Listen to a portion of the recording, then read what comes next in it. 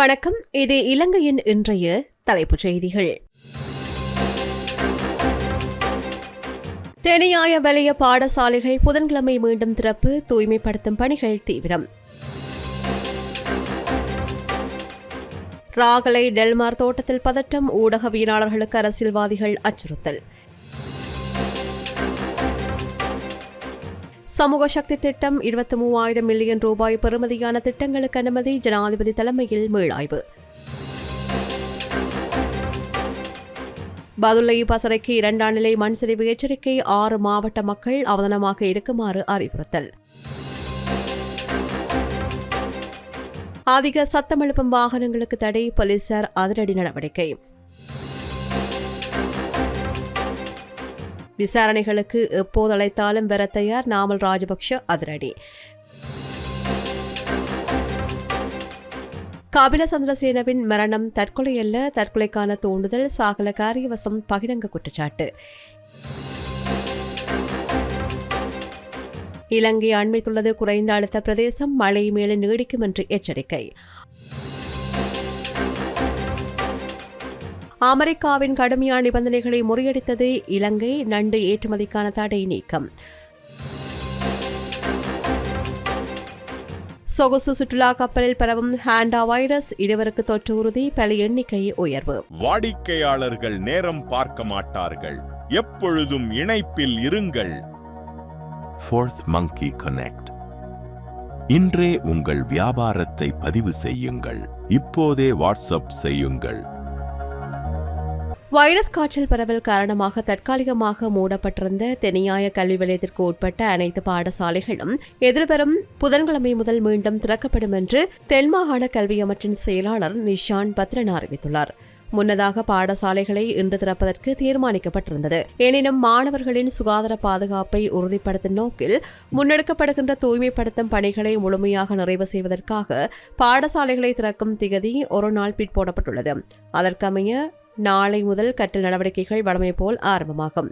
பாடசாலைகள் மீண்டும் ஆரம்பிக்கப்படுவதற்கு முன்னதாக மாணவர்களின் ஆரோக்கியத்தை பாதுகாக்கும் வகையில் இன்று பாடசாலை வளாகங்களை தூய்மைப்படுத்துகின்ற மற்றும் கிருமி நீக்கம் செய்கின்ற பணிகள் துரிதமாக முன்னெடுக்கப்பட உள்ளன.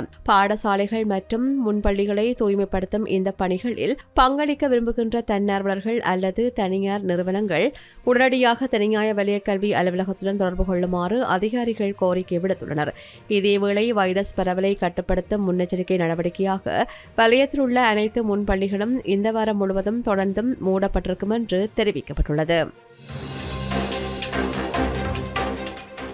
நுவரெலியா மாவட்டம் ராகலை டெல்மார் தோட்ட பகுதியில் மக்களின் வாழ்வாதார பிரச்சினைகளை சேகரிக்க சென்ற ஊடகவியலாளர்கள் மற்றும் சமூக செயற்பாட்டாளர்களுக்கு தேசிய மக்கள் சக்தியின் உள்ளூர் அரசியல்வாதிகள் கடும் அச்சுறுத்தல் விடுத்துள்ள சம்பவம் அந்த பகுதியில் பெரும் பரபரப்பை ஏற்படுத்தியுள்ளது. டெல்மார் தோட்ட மக்கள் எதிர்நோக்கும் நீண்டகால பிரச்சினைகள் குறித்து கேட்டறிவதற்காக ஊடகவியலாளர்கள் அங்கு சென்றிருந்தனர். இதன்போது தேசிய மக்கள் சக்தியின் வலப்பனை பிரதேச சபை உறுப்பினர்கள் என்று கூறிக்கொள்ளும் ஒரு குழுவினர் தமது ஆதரவாளர்களுடன் இணைந்து ஊடகவியலாளர்களை வழிமறித்துள்ளதாக தெரிவிக்கப்படுகின்றது. எமது தோட்ட பிரச்சினைகளை நாங்களே தீர்த்துக் கொள்வோம், வெளியிலிருந்து எவரும் உள்ளே வரக்கூடாது என்று தெரிவித்து ஊடகவியலாளர்களை தோட்டத்தை விட்டு உடனடியாக வெளியேறுமாறு மிரட்டல் விடுத்துள்ளனர். ஊடகவியலாளர்களோ அல்லது சமூக செயற்பாட்டாளர்களோ தோட்டத்திற்கு வந்தால் அவர்களை மக்கள் சந்திக்கக்கூடாது என்று கடந்த சில தினங்களாகவே குறித்த அரசியல்வாதிகள் அந்த பகுதியில் தீவிர பிரச்சாரத்தில் ஈடுபட்டு வந்ததாக தெரிய வருகின்றது. பிரச்சினைகள் ஏற்கனவே தீர்க்கப்பட்டுவிட்டன என்று கூறப்பட்டாலும் ஊடகங்கள் இதனை மீண்டும் கிளற வேண்டாம் என்று கூறி அவர்கள் வாக்குவாதத்தில் ஈடுபட்டதால் அங்கு பதட்டமான சூழல் நிலவியது. ஊடகவியலாளர்கள் தமது கடமையில் நோக்கம் குறித்து விளக்கமளித்த போதிலும் அரசியல்வாதிகள் தொடர்ந்து மிரட்டல் விடுத்தனர். இதனை அடுத்தே சம்பவத்திற்கு விரைந்த போலீசார் தலையிட்டு நிலைமையை கட்டுப்பாட்டுக்குள் கொண்டு வந்தனர். நாட்டின் கிராமப்புற வறுமை ஒழிப்பதையும் கிராமிய சமூகத்தை மேம்படுத்துவதையும் நோக்கமாக கொண்ட சமூக சக்தி தேசிய திட்டத்தின் தற்போதைய முன்னேற்றம் குறித்த விசேட மீளாய்வு கலந்துரையாடல் ஜனாதிபதி அன்றகுமார திசாநாயக்க தலைமையில் நேற்று ஜனாதிபதி அலுவலகத்தில் இடம்பெற்றது. 2026 வரவு செலவு திட்டத்தில் சமூக சக்தி திட்டத்திற்காக ஒதுக்கப்பட்ட 25,000 மில்லியன் ரூபாய் நிதியில் இதுவரையில் 23,000 மில்லியன் ரூபாய் பெறுமதியான அபிவிருத்தி திட்டங்களுக்கு அனுமதி வழங்கப்பட்டுள்ளது. இந்த நிதியானது மாவட்ட செயலாளர்களுக்கு நாடுகளுக்கு அனுப்பி வைக்கப்பட்டுள்ளதாக இதன்போது தெரிவிக்கப்பட்டது. முக்கியமாக வாழ்வாதார அபிவிருத்தி, உற்பத்தி, பொருளாதாரம், உணவு பாதுகாப்பு ஆகிய துறைகளுக்கு முன்னுரிமை அளிக்கப்பட்டுள்ளது. கிராம உத்தியோகத்தர் பிரிவு மட்டத்தில் இதுவரையில் 13,977 சமூக அபிவிருத்தி சபைகள் வெற்றிகரமாக நிறுவப்பட்டுள்ளன. இந்த சபைகளினால் அடையாளம் காணப்பட்டு முன்னுரிமைப்படுத்தப்பட்ட திட்டங்களுக்கு நிதி ஒதுக்கீடுகள் வழங்கப்பட்டுள்ளன. இந்த திட்டத்தின் மூலம் மக்களுக்கு கிடைக்கின்ற நன்மைகள் மற்றும் அவர்களின் வாழ்க்கை தரம் உயர்கின்றதா என்பது குறித்து தொடர்ச்சியான மீளாய்வு நடவடிக்கைகளை மேற்கொள்ள வேண்டியதன் அவசியத்தையும் ஜனாதிபதி இதன்போது வலியுறுத்தினார். இந்த திட்டத்தை வினைத்திறனாக செயற்படுத்த தகவல் தொழில்நுட்ப உட்கட்டமைப்பு வசதிகளை மேம்படுத்தவும், பிரதேச செயலகங்கள் மற்றும் மாவட்ட மட்டத்தில் உள்ள சமூக சக்தி பிரிவுகளுக்கு தேவையான வசதிகளை வழங்கவும் நடவடிக்கை எடுக்கப்பட்டுள்ளது. மேலும் 25 மாவட்டங்களையும் உள்ளடக்கிய வகையில் அதிகாரிகளுக்கான விழிப்புணர்வு மற்றும் பயிற்சி திட்டங்கள் முன்னெடுக்கப்படுவதாக அதிகாரிகள் ஜனாதிபதிக்கு விளக்கம் அளித்தனர். சூப்பர் ஸ்டோரின் கல்யாணி அன்னபூரணி பிராண்டில் அன்றாட வாழ்க்கையின் அனைத்து பொருட்களையும் ஒரே இடத்தில் பெற்றுக்கொள்ள நாட்டில் நிலவும் சீரற்ற காலநிலை மற்றும் பலத்த மழை காரணமாக பதுளை மாவட்டத்தின் பசறை பிரதேச பிரிவிற்கு 2ஆம் நிலை மண்சரிவு முன்கூட்டிய எச்சரிக்கை தேசிய கட்டட ஆராய்ச்சி நிறுவனத்தால் விடுக்கப்பட்டுள்ளது. இந்த எச்சரிக்கை இன்று மாலை 4 மணி வரையில் அமல் இருக்கும் என்று அறிவிக்கப்பட்டுள்ளது. மேலும் 6 மாவட்டங்களைச் சேர்ந்த சில பிரதேச பிரிவுகளுக்கு 1ஆம் நிலை அல்லது அவதானமாக இருக்குமாறு எச்சரிக்கை விடுக்கப்பட்டுள்ளது. அதன்படி பதுளை, பண்டாரவளை, களுத்துறை, வலலாவிட்ட, குருநாகல், ரிதிகம, மாத்தளை, ரத்தோட்டை, அம்பன்கங்கை, கோரளை, நாவுல, முனராகலை, வெள்ளவாய, படல்கும்புர, ரத்னபுரி, கலவானை ஆகிய பகுதிகளுக்கு இந்த எச்சரிக்கை விடுக்கப்பட்டுள்ளது. மண் சரிவு ஏற்படக்கூடிய அபாய நிலையை உணர்த்துகின்ற அறிகுறிகள் தென்படுமாயின் பொதுமக்கள் உடனடியாக பாதுகாப்பான இடங்களுக்கு வெளியேற வேண்டும் என்று அதிகாரிகள் கேட்டுக் கொண்டுள்ளனர். நிலத்தில் திடீரென்று வெடிப்புகள் ஏற்படுதல், மரங்கள், தொலைபேசி மற்றும் மின்கம்பங்கள் சாய்வடைதல், கட்டடங்களின் தரைப்பகுதி மற்றும் சுவர்களில் வெடிப்புகள் தோன்றுதல், திடீரென்று புதிய நீர் ஊற்றுகள் தோன்றுதல் அல்லது நிலத்தடி நீர்மட்டம் மாறுபடுதல், சீரற்ற காலநிலை தொடர்வதால் மலைப்பாங்கான பகுதிகள் வசிக்கும் மக்கள் மிகுந்த அவதானத்துடன் செயற்படுமாறும் தேசிய கட்டட ஆராய்ச்சி நிறுவனம் அறிவுறுத்தியுள்ளது. அபாயகரமான முறையில் மாற்றங்கள் செய்யப்பட்டு அதிக சத்தம் எழுப்பக்கூடிய புகைப்போக்கி அமைப்புகளை கொண்ட வாகனங்களுக்கு கடும் சட்ட நடவடிக்கை எடுக்கப்படும் என்று போலீஸ் ஊடகப்பிரிவு எச்சரிக்கை விடுத்துள்ளது. வீதிகளில் பயணிக்கும் போது பொதுமக்களுக்கு இடையூறு விளைவிக்கும் வகையிலும், வீதி பாதுகாப்பு விதிமுறைகளை மீறும் வகையிலும் மாற்றியமைக்கப்பட்ட மோட்டார் சைக்கிள்கள் மற்றும் ஏனைய வாகனங்கள் தொடர்பில் போலீசார் விசேட அவதானம் செலுத்தியுள்ளனர். இவ்வாறான வாகனங்களை சோதனையிடவும், சட்டத்தை மீறுகின்றவர்களுக்கு எதிராக அபராதம் விதிக்கவும் அல்லது வாகனங்களை பொறுப்பேற்கவும் போலீசாருக்கு அறிவுறுத்தப்பட்டுள்ளது. அதிக சத்தம் எழுப்பும் சைலன்சர்கள் மூலம் ஏற்படுகின்ற ஒலி மாசடைவதை கட்டுப்படுத்தவும், வீதிகளில் தேவையற்ற பதற்றத்தை தவிர்க்கவும் இந்த நடவடிக்கை எடுக்கப்படுவதாக போலீஸ் ஊடகப்பிரிவு மேலும் தெரிவித்துள்ளது. பொதுமக்கள் மற்றும் வாகன உரிமையாளர்கள் தங்களது வாகனங்களை உற்பத்தி தளத்திற்கு அப்பாற்பட்டு அபாயகரமான முறையில் மாற்றி அமைப்பதை தவிர்க்குமாறு போலீசார் கேட்டுக் கொண்டுள்ளனர். விசாரணைகளுக்கு ஒத்துழைப்பு வழங்குவதே தமது நிரபராதித்தன்மையை நிரூபிப்பதற்கான சிறந்த வழிமுறை என்றும், அதனால் எந்த நேரத்திலும் விசாரணைக்கு சமூகம் அளிக்க தாம் தயாராக இருப்பதாகவும் ஸ்ரீலங்கா பொதுஜன பிரமுனவின் தேசிய அமைப்பாளர் நாமல் ராஜபக்ஷ தெரிவித்தார்.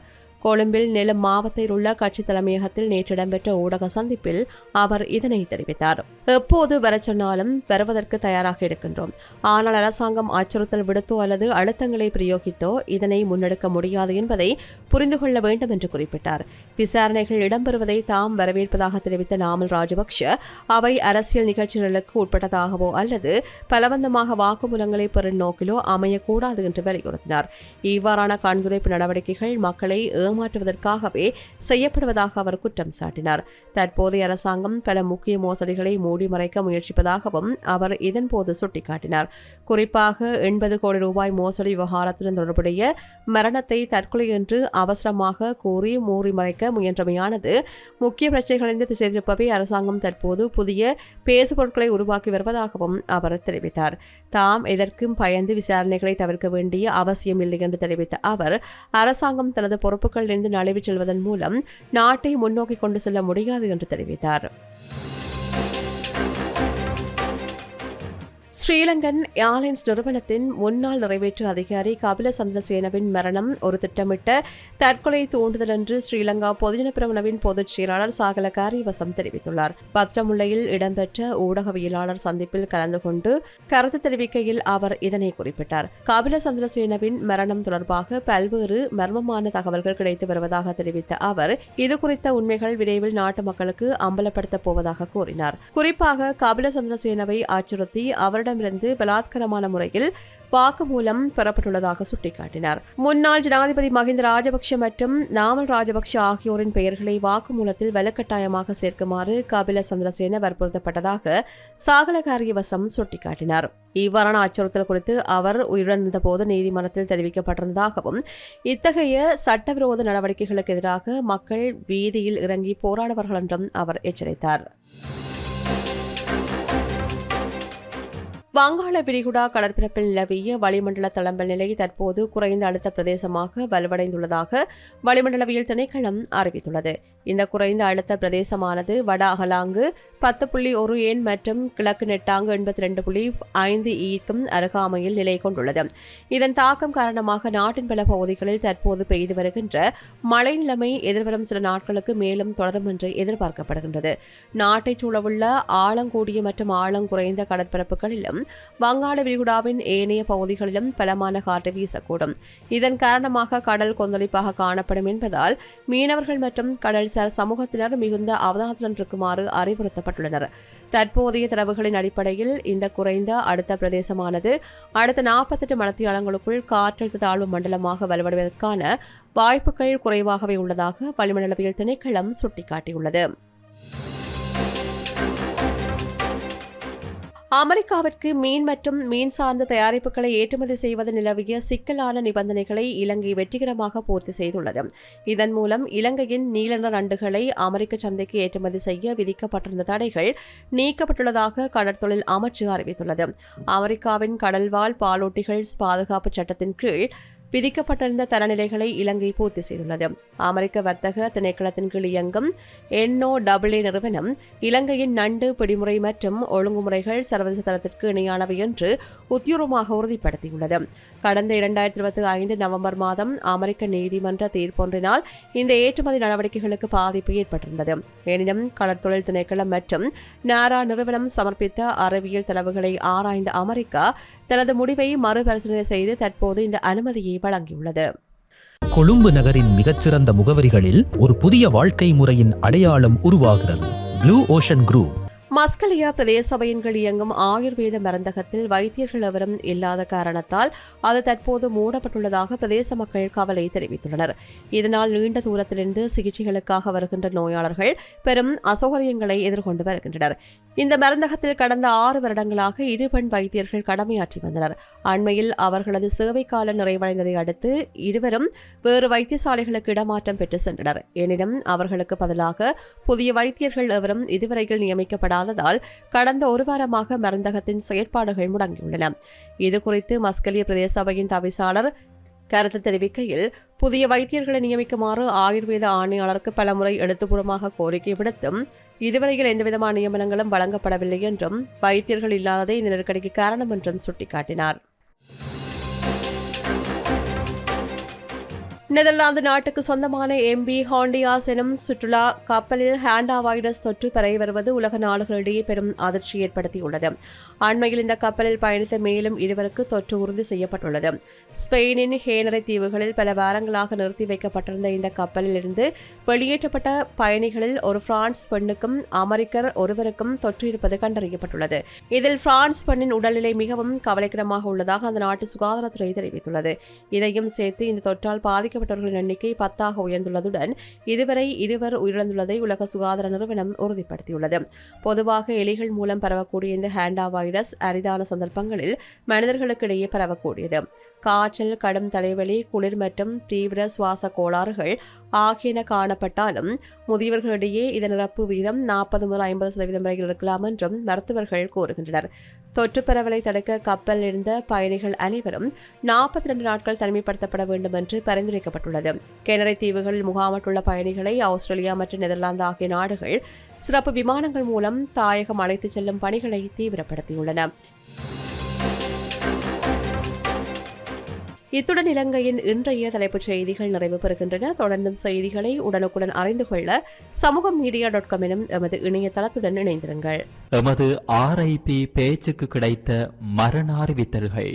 முல்லைத்தீவு முள்ளியவளை 3ஆம் வட்டாரத்தை பிறப்பிடமாகவும் 2ஆம் வட்டாரத்தை பதிவிடமாகவும் கொண்டிருந்த திரு சின்னத்தம்பி சிவசுந்தரம் அவர்கள் 11/5/2026 திங்கட்கிழமை அன்று இறைவனடி சேர்ந்தார்.